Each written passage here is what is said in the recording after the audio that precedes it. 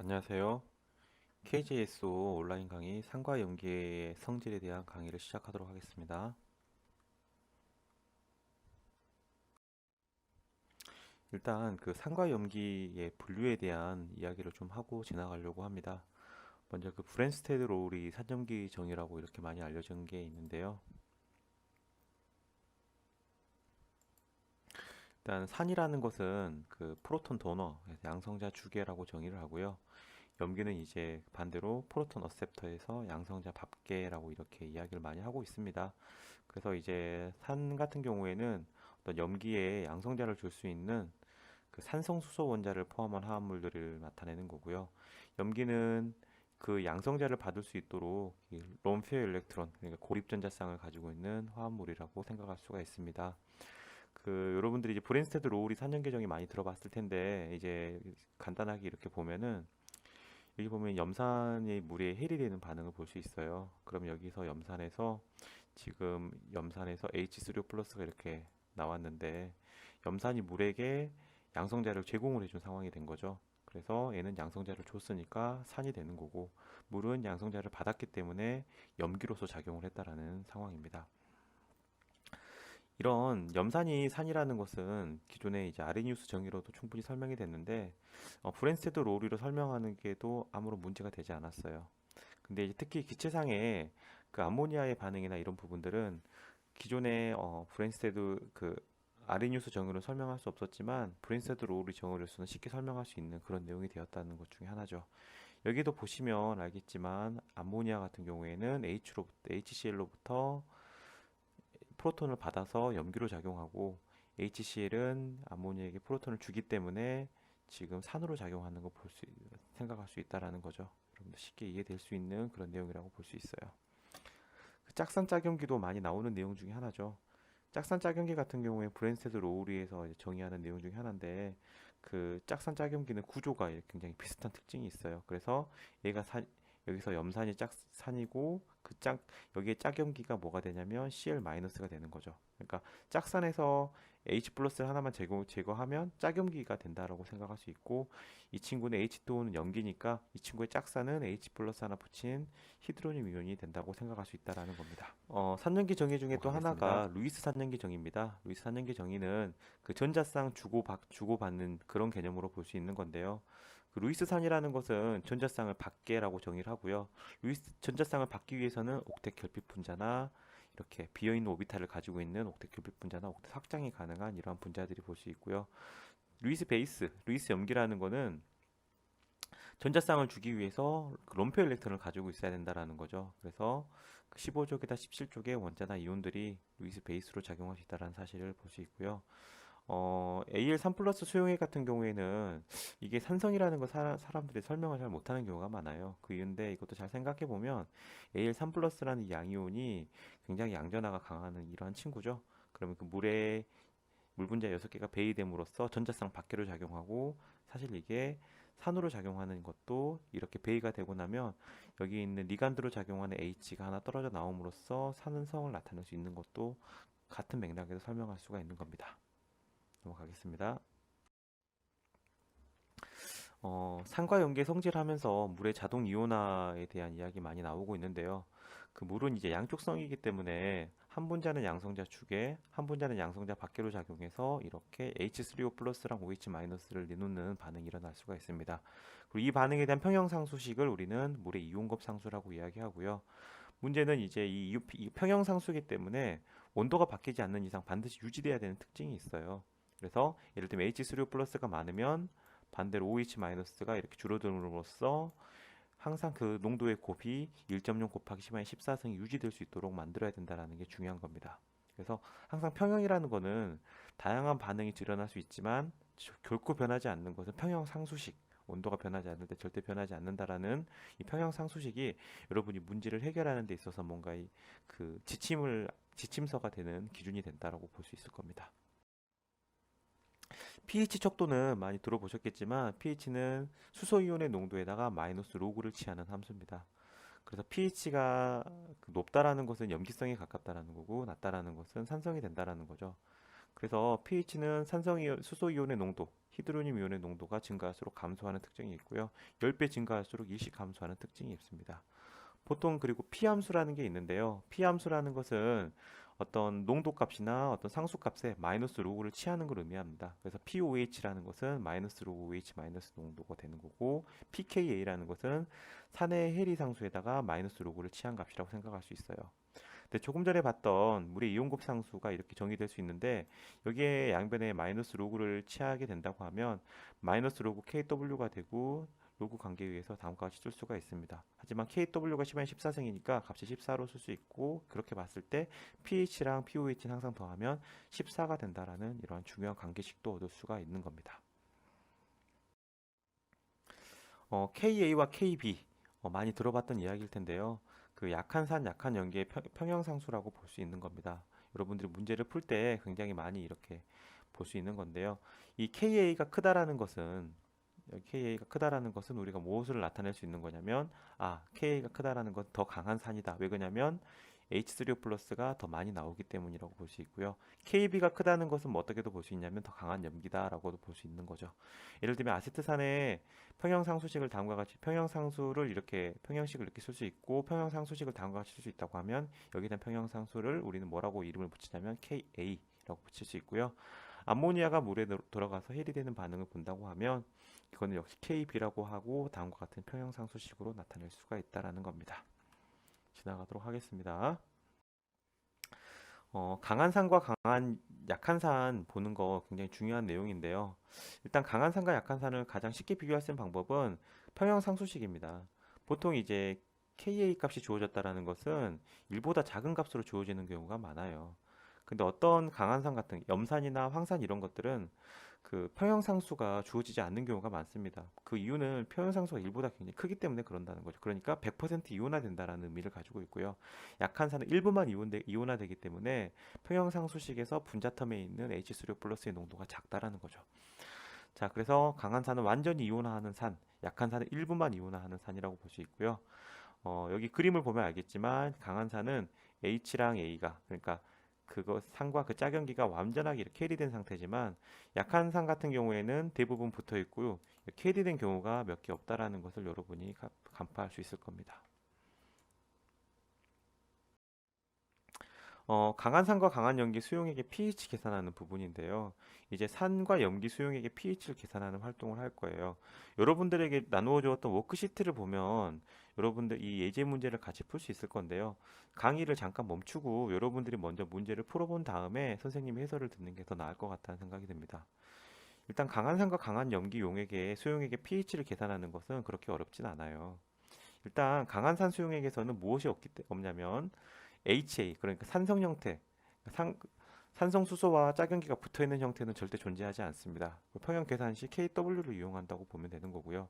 그래서 강한 산에서는 H 플러스가 많이 해리되기 때문에 물의 자동 이온화에 의한 H 플러스 발생을 무시할 수 있어요. 예를 들면 H 플러스가 외부 산으로부터 많이 오기 때문에 이게 많아짐으로써 공통 이온 효과에 따라서 역반응이 우세되기 때문에 물이 해리되는 것들은 거의 일어나지 않을 거라고 생각할 수 있는 겁니다.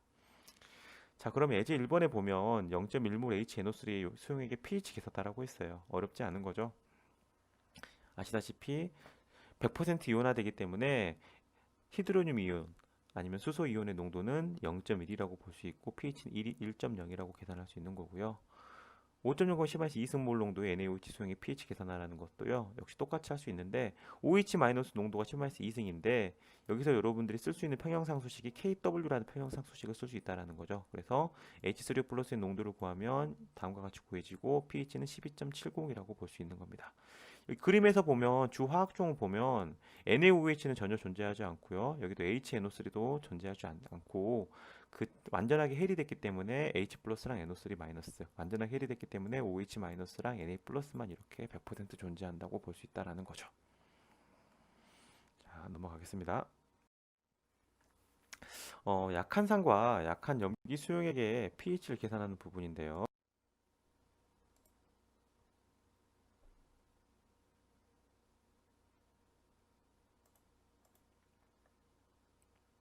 자, 먼저 그 아이스 메소드라고요.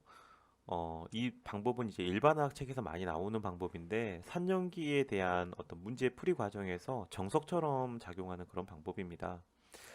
일단 문제풀이 전략을 보면 주화학종을 찾고 평형 방식 KA 값을 작성하게 나와 있고요. 스텝 2가 아이스 메소드를 이용해서 평형표를 작성하라고 했어요. 그러니까 이게 무슨 뜻이냐면 예를 들면 산성 물질이 HA라고 많이 쓰는데 이게 해리되는 평형 반응식이 다음과 같이 쓸다고 하죠. 그런다고 했을 때 이니셜이라는 것은 처음이라는 거예요. 처음 산의 농도를 적으라는 거죠. 체인지라는 건 변화한 양이에요. 이게 약한산 같은 경우에 얼마만큼 해리되는지를 알 수가 없어요. 그래서 마이너스 x만큼 해리되고 얘네들이 1대 1대 1의 반응을 하니까 마이너스 x 플러스 x 플러스 x 이런 식으로 쓴다라는 거죠. 그 다음 이퀄리브리엄 양은 평형에서의 농도를 말하는 거죠. 그러면 평형 농도는 HA 표기 농도에다가 x를 뺀 값 XX 집어넣고 나서 여러분들이 이걸 이 평형 농도를 가지고 평형 상수식에 쓰면 된다라는 거죠. 평형 상수식에 쓰고 나서 여러분들이 이제 약산법이라는 근사법을 쓸 수가 있는데 아무렇게나 쓸 수 있는 게 아니고요. 보통 이제 5% 룰이라고 해서 X 값이 초기 농도에서 0.05 정도 되는 경우에만 성립을 하고요. 그렇지 않은 경우에는 여러분들이 이렇게 X 값을 무시하는 이런 약사법을 쓰지 못하고 2차 방정식을 세워서 근해 공식으로 문제를 풀어야 되는 실제 그런 이걸 과정이라고 적용을 볼 수 해보는 걸 한번 있습니다. 해볼 건데요. 그 예제 3번 보면 1.0몰 HF 수용액의 pH를 계산하라고 했어요. 먼저 H 플러스를 공급할 수 있는 평형 방정식을 좀 생각해 볼 필요가 있어요. 지금 두 가지 평형을 생각할 수 있는데 하나는 HF가 해리되는 반응, 하나는 물이 자동 이온화되는 반응이죠. 그러면 여기서 여러분들이 이제 어떤 걸로 인해서 수용액의 pH가 결정될까 생각을 해봤을 때 항상 중요한 것은 평형 상수가 큰 것이 그 반응을 지배한다고 그 화학 상황에서 반응을 지배한다고 생각할 수 있어요. 그러니까 얘네들이 평형 상수가 크기 때문에 대부분의 H 플러스는 여기서 나온다라는 거죠. 그러면 KA가 KW보다 매우 크기 때문에 H2O에 대한 기여는 무시할 수 있다라는 겁니다. 그 다음에 아이스 메소드를 써가지고 평형 농도를 계산하는 거예요. 초기 농도가 1, 0, 0이라고 생각하고 계산하는 거죠. 그러면 마이너스 x만큼 해리가 되고 플러스 x만큼 늘어났을 겁니다.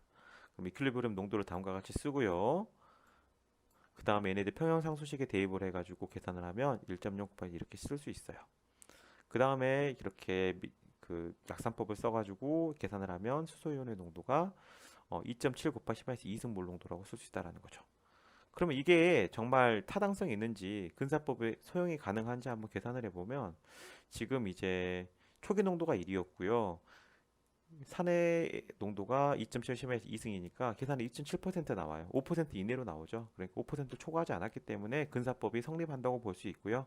그래서 pH 계산하면 다음과 같이 1.57 이렇게 답을 쓸 수가 있는 겁니다.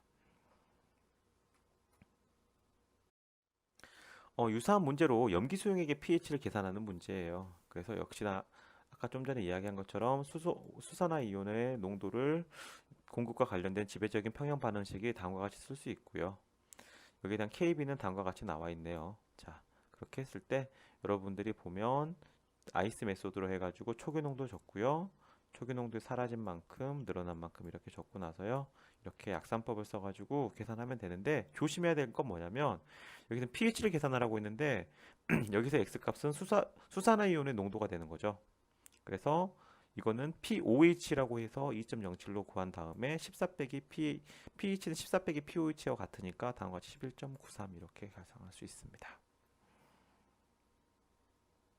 일단 이렇게 염기 수용액의 pH를 계산하는 문제는 평형표 만들고 KB 값을 POH 계산하고요. 그렇게 해서 나중에 이제 pH로 전환하는 그런 과정을 통해서 문제를 해결할 수 있습니다. 염수용액의 pH를 계산하는 경우가 굉장히 많은데 일단 가수분해라는 게 어떤 건지 알아야 돼요. 가수분해는 어떤 물질이 물과 반응하여 물 또는 물이 분해되거나 아니면 어떤 화합물이 분해되거나 이러한 반응을 이제 가수분해라고 하는데요. 중요한 거는 약한 산의 짝염기, 약한 염기의 짝산의 이온만이 가수분해할 수 있다라는 겁니다. 예를 들면 약한 산이 물과 반응해가지고 이렇게 수산화 이온을 내놓는다는 거고요. 약한 염기의 짝산은 물에 이온화돼서 이렇게 히드로늄 이온을 배출한다라고 볼 수 있다라는 거죠. 그래서 가수분해는 아무나 할 수 있는 게 아니고요. 다음과 같은 산성을 띠는 양이온과 염기성을 띠는 음이온들이 이렇게 가수분해할 수 있는 거고요. 중성 양이온과 중성 음이온은 가수분해할 수 없는 특징이 있습니다. 한번 읽어보시면 될 것 같습니다. 바로 문제 푸는 쪽으로 넘어가도록 할게요. 0.15몰에 CaCH3CO2의 수용액의 pH를 계산하라고 했어요. 그러니까 이거는 보시면 알겠지만 지금 이 부분이 뭐가 되는 거냐면 약한 산에 짝염기가 들어있다라는 거죠. 아세트산이 약한 산이고 그 친구에 짝염기가 들어있는 거고요. 이 Ca는 가수분해하지 않는 양이온이라고 볼 수 있어요. 그래서 지금 가수분해하는 거에 반응을 생각하면 이 친구가 이런 식으로 가수분해를 할 수 있고요. 여기에 대한 평형상수식은 KA가 아니라 KB가 되기 때문에 이런 거 KW와 KAB의 관계를 이용해서 다음과 같이 쓸 수가 있을 겁니다. 그 다음에 아이스표를 쓸 때 조심해야 되는 건 초기 이온의 농도가 1대2로 결합했기 때문에 0.3이라고 농도값을 적어야 될 거고요. 다음과 같이 계산을 할 수가 있을 겁니다. 역시 pOH가 계산이 되고요. 14 빼기 pOH 해가지고 pH가 9.11 이렇게 계산할 수가 있습니다. 그러니까 이 염이 들어가게 되면 pH가 7이 아니라 pH가 7보다 높아지는 것으로 볼 수 있고요. 그 이유는 약한 산에 짝염기가 들어가 있었기 때문이라고 판단할 수 있다는 거죠. 넘어가겠습니다. 다양성자산 같은 경우 굉장히 중요해요. 그 다양성자산이라는 것은 뭐 황산이나 뭐 탄산, 인산처럼 그 한 개 이상의 양성자를 제공할 수 있는 것들을 다양성자산이라고 하죠. 근데 얘네들이 한꺼번에 해리되는 게 아니라 단계별로 이온화되는 그런 반응이 일어나요. 예를 들면 황산 같은 경우에는 먼저 물과 반응해서 H3O+를 내놓고 황산 HSO4- 를 만들고요. 얘가 또 한 번 물이랑 반응해가지고 한 번 더 두 번째 해리된 이러한 과정으로 이루어집니다. 그런데 알다시피 항상 그 KA는 KA2 그러니까 여러 번 해리될수록 그 해리되는 평형상수는 작아지는 경향이 있어요. 그 이유는 이제 한번 생각해 보면 알겠지만 음전하를 가진 H-에서 H+를 분리하기가 어렵기 때문이라고 볼 수 있는 거죠. 보시면 황산은 첫 번째 이온화되는 것은 강산이기 때문에 KA1을 정의하진 않아요. 두 번째 해리되는 것은 약산이기 때문에 평형상수를 이렇게 정의할 수 있겠죠. 탄산 같은 경우는 어떠냐면 이런 식으로 평형상수식을 쓸 수가 있는 건데요. 약간 오타가 있죠. 이렇게 이게 평형식이 돼야 되는데 한쪽으로 이렇게 다 되는 걸로 되어 있는데 여러분 수정했으면 좋겠고요. 그런 식으로 해서 보면은 KA1이 4.3 곱하면 7승, KA2가 4.8 마이너스 10에 11승인데 보시다시피 KA1이 KA2보다 크다라는 걸 확인할 수 있을 겁니다.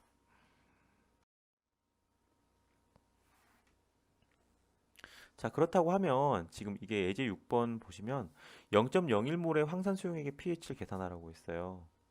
어떻게 보면 이게 진한 황산이 아니고 묽은 황산이라고 좀 볼 수 있는 건데요. 이거는 이제 여러분들이 봤을 때 일단 1.0몰 이상의 진한 황산 같은 경우에는 1단계 해리만 고려하면 됩니다. 그래서 마치 1양성자산처럼 이렇게 문제를 해결하면 되는데 1.0몰 이하의 묽은 황산 같은 경우에는 1단계, 2단계 해리를 모두 고려해야만 정확한 pH를 계산할 수가 있어요. 자, 근데 이제 1단계 해리로 완전하게 이온화가 되기 때문에 HSO4-의 농도는 0.01몰 농도가 됐다는 거죠. 근데 조심해야 돼요. 초기의 농도가 H+가 0이 아니라는 거죠. 왜 그러냐면 1단계를 먼저 해리했기 때문에 이건 2단계 해리 반응이기 때문에 1단계 먼저 해리됐던 양이 이만큼 들어있다라는 거고요. 그 다음에 표로 산이 해리가 되면 마이너스 X 플러스 X 이렇게 쓰기 때문에 이런 식으로 쓸 수 있다라는 거죠. 근데 조심해야 되는 게 보통 이제 KA 값이 10-5승보다 큰 경우에는 이렇게 5% 룰을 초과하는 경우가 굉장히 많이 있을 수 있어요. 그래서 의심을 많이 해봐야 되는 거고요. 여기 KA2 같은 경우에 10-2승입니다. 그러니까 이거 같은 경우 약산법을 쓰면 문제가 많이 생긴다라는 겁니다. 그래서 이거 같은 경우에는 근해 공식을 써서 문제를 해결해야 되고요. 그래서 2단계 해리를 통해서 나왔던 양이 H 플러스 양이 4.5 곱하시면 3승이라고 볼 수 있고요. 1단계에서 나왔던 게 0.01, 두 개를 더해서 0.145가 되니까 pH는 1.84가 된다라는 것을 계산할 수가 있습니다. 이 문제가 좀 어렵겠지만 굉장히 좋은 문제로서 그 줌달의 일반화학 교과서에 나와 있는 예제 문제입니다.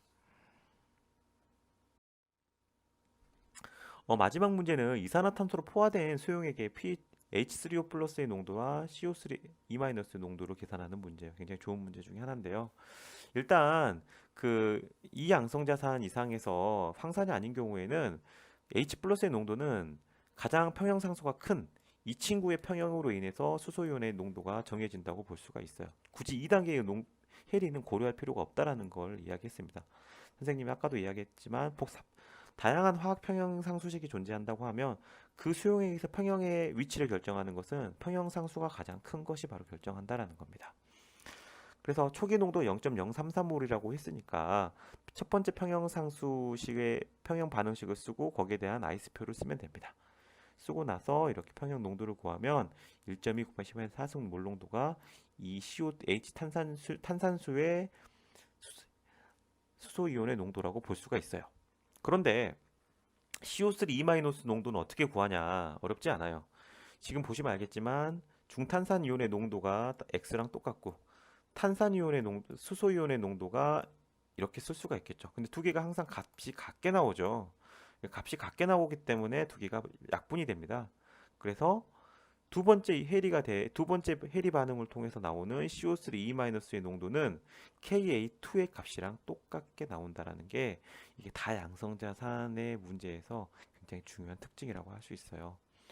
어, 좀 강의를 좀 시간 관계상 굉장히 빠르게 진행을 했었는데 사실 산과 염기의 성질에 대해서 여러분들한테 다시 한번 이야기하고 싶은 것은 약한 산과 강한 산, 약한 염기와 강한 염기의 pH를 계산하는 거, 그 다음에 염의 가수분해에서 pH 계산하는 거, 다양성자산의 pH를 계산하는 거, 이러한 것들을 반드시 다양한 연습 과정을 통해서 여러분들이 문제를 해결하다 보면 이 유사한 문제가 나올 때 전혀 어렵지 않고요. 나중에 이제 중화적정이나 이런 거 할 때도 많은 도움이 될 것이라고 생각합니다. 이상으로 강의를 마치도록 하겠습니다.